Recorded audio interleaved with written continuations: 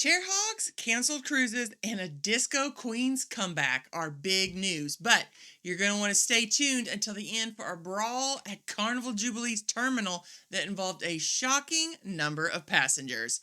Ahoy, travelers! It's Amy here with your weekly Cruise News Roundup and my thoughts on some of the biggest stories of the week. Well, viral TikTok has cruise fans fired up about chair hogging on Royal Caribbean's Symphony of the Seas. The video showed poolside chairs covered with towels and personal items left unattended for hours. Of course, this blocks others from using them. One person posted on Reddit about their issues and asked if chair hogging is still a thing. Spoiler alert, it totally is. Now, despite Royal Caribbean's clear rules that chairs are first come, first served, and unattended items can be removed after 30 minutes, some guests continue to ignore those rules. Cruisers shared stories of towel reserving chairs from 7 a.m. with owners MIA by 9 a.m. Others said that crew will clear abandoned chairs if you ask, but enforcement is pretty spotty. Now, Royal Caribbean's policy makes sense. Grabbing a drink or snack, you've got 30 minutes. But claiming a chair all day and not being there, not cool. Crews can move your stuff to Lost and Found or to the towel hut, and unreturned towels could cost a person $25 a piece. Now, some say that fee is harsh if the crew's taken your towel. Others think that chair hogs full on deserve it. The cruise line is stepping up with more signs and time-stamped cards on abandoned chairs. Other lines like Carnival and Norwegian are cracking down too with time limits and warning stickers. Now, I think we've all seen chairs being saved using towels and maybe a book. I've never been one to want a spot by the pool, so this has not been a huge issue for me, but I know this issue comes up all the time. I'm not sure why people think this is okay. Leaving to go get a snack is one thing, but saving a prime spot for hours is just selfish. Bottom line, don't be a chair hog. Follow the rules, share the pool, and let's all enjoy the cruise. Well, have you dealt with any of these? Share your stories below. I know on our recent celebrity cruise, my mom had a spot in the solarium that she liked to go to. She made sure to get there early. She stayed. If she got up, it was go to the restroom or to maybe get a drink. That was it. And then whenever we were done for the morning, we were gone. Immediately that spot was taken up. People are waiting for these chairs. Don't be a chair hog. Well, two major cruise lines, MSC Cruises and Carnival, have just canceled sailings to send their ships to dry dock for essential maintenance. Now, these changes are shaking up some travel plans for people for both 2025 and 26. So let's dive into what's happening and what it means for you. First up, MSC Cruises has canceled a 7-night Bahamas cruise on the MSC Seashore that was originally set to sail from Port Canaveral on April 5th of 26. The ship is headed for a routine dry dock in early April to keep it in top shape. The good news, passengers got nearly a year's notice, giving them plenty of time to rebook. MSC is offering affected cruisers the chance to pick another ship sailing, any ship, any destination, any date, with all payments transferred. And for those that were affected, if they rebook by May 2nd of 2025, they're going to score an onboard credit of up to $100 per person, not per room, so that's kind of a good thing, maxing out at $200 per stateroom. Prefer a refund? That's also an option with automatic processing if you don't rebook by the deadline. So for those who don't rebook, automatically they're going to get their money back. MSC is also expanding at Port Canaveral with MSC's Grandiosa joining the lineup for this winter of 2025-26. So there's going to be plenty of alternative cruises to choose from. Meanwhile, Carnival Cruise Line is dealing with its own dry dock drama. Say that one a few times. The Carnival Magic, which sails year-round Caribbean cruises from Miami, had its dry dock rescheduled from fall of 2025 to spring of 26. Now, this shift led to the cancellation of several sailings, including a transatlantic voyage from Barcelona to Miami on the Carnival Horizon that was originally planned for June 15th of 26. The domino effect comes from Carnival Horizon's dry dock being pushed back to accommodate the Magic. Now, affected passengers are understandably frustrated, with one cruiser venting online about the lack of similar replacement cruises for their travel window. So it's getting very close. People can't always change what dates they're going to be vacationing, and now they don't have a lot of options. On the bright side, the rescheduling opened up new Caribbean sailings for Carnival Magic in October and November of 25. So if you're looking at that, included in that is a fan favorite cruise hosted by Carnival's brand ambassador, John Heald. Carnival's offering rebooking options or refunds, but the sudden changes have left some passengers scrambling. So why all these cancellations? Dry docks are like a major tune-up for a cruise ship. Think hull inspections, engine upgrades, and sometimes new features like restaurants or cabins. Upgrades that sometimes these ships really need. Depends on how long the dry dock is, how much they're actually doing. These are critical to keep cruise ships safe and up to class standards, but scheduling them can be logistical nightmares. Shipyards get booked up, delays or changes like those seen with Carnival and MSC can force cruise lines to shuffle their plans. So while it's disappointing, it's not uncommon. Other cruise lines like P&O Cruises and Princess have faced similar issues recently with dry dock delays. For cruisers, the key is flexibility. If your sailing gets canceled, check your options early to snag the best alternative itineraries or onboard credit perks.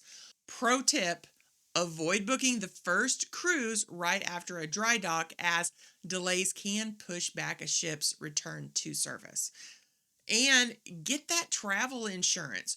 While it costs around $100 to $200 per person, depending on the cost of the cruise and the coverage of the insurance, we're talking about normal, like week-long cruises, it's essential. Honestly, it is worth it just for the peace of mind it gives cruisers. Well, have you ever had a cruise canceled because of a dry dock?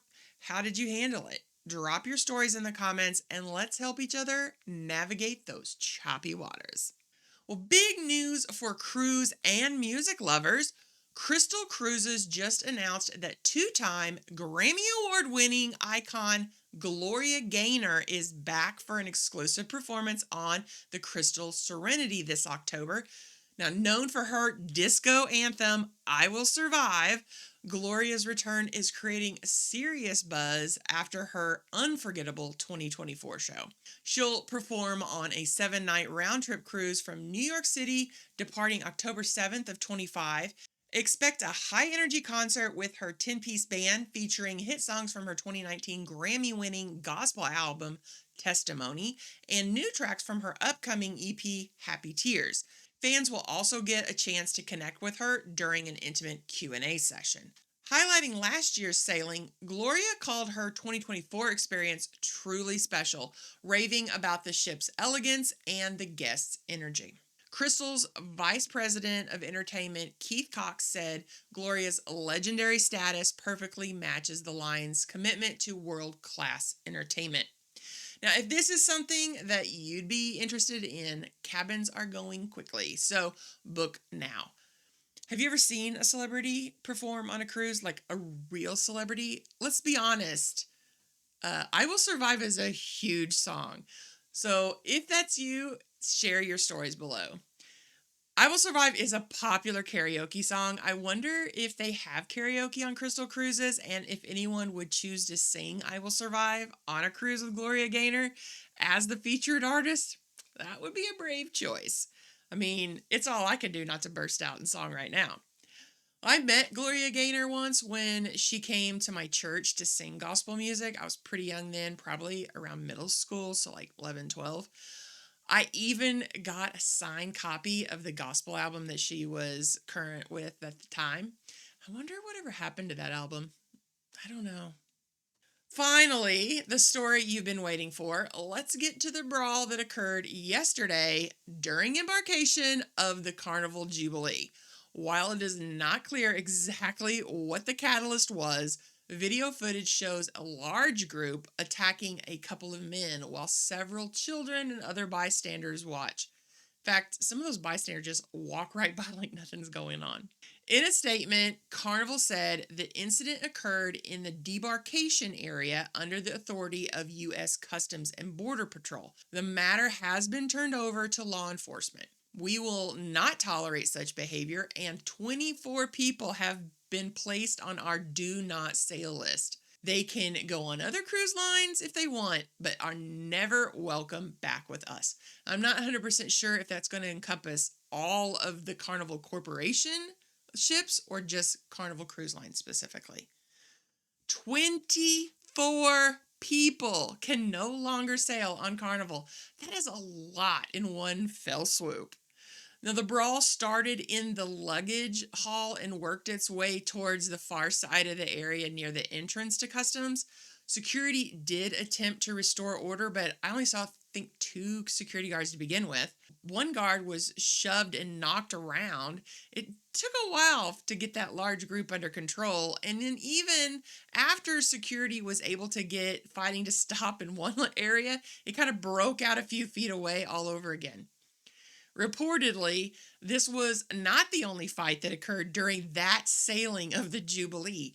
Some passengers stated that there were fights that broke out on decks 4 and 10, with the one on deck 10 causing property damage. There is no official statement from Carnival on those 2 incidents, though. Now, I have long said that I have never seen a fight break out on a Carnival cruise ship, and I often attribute that to sailing during the off-season from ports like Galveston. It is starting to look like maybe that isn't enough anymore. Carnival has been doing its best to mitigate fights and thus the reputation that comes with such incidents. Is it working? Well, it doesn't seem like the consequences have sunk in quite yet, but maybe the more people see that there are significant repercussions for fighting on board a cruise ship, the less we're going to see brawls like this break out. Since this incident occurred in the cruise terminal, those involved could face arrest and be charged with assault and or battery, as the terminal is under the jurisdiction of the Port of Galveston Police Department. That means a potential for jail time in addition to potential fines of $500 to $10,000 each, based on the severity of the injuries and the circumstances of their participation in the brawl. For fights on board ship, Carnival guests must acknowledge and commit to our code of conduct during the check-in process, and any violation may result in a fine of $500, possible stateroom confinement, and removal from the ship, according to Carnival's code of conduct. So that's fights that occur on board. I'm not sure if we're going to learn more about those involved in this brawl, what started it, or if this was like a large group of people that knew each other. However, it would be interesting to find these things out, as it's more likely that you'd see something like this during the summer or spring break when there are a lot of people new to cruising on a cruise ship. This is just not something I would expect to see in April. Now, before you would decide that this is something you're only going to see on a Carnival cruise ship, on the 18th of this month, a guest on a recent Royal Caribbean cruise was arrested after a violent incident. When the Liberty of the Seas returned to Port Everglades, officers were waiting to arrest one guest on charges of aggravated battery. So, what are your thoughts? Is it the line that's the issue, or is it the passengers? Are the lower costs of some cruise lines partly to blame? Would you consider avoiding Carnival because of incidents like this? Let me know. Last weekend, I spent the holiday with my family. We always get together for a Passover Seder meal, even if we can't always have it on Passover. It's become a very special tradition and one that our family looks forward to each spring. Of course, we all got together after church on Resurrection Sunday. It was fun watching my youngest niece search for eggs in the backyard. She is the perfect age where she knows what to do and is so excited for every egg that she finds.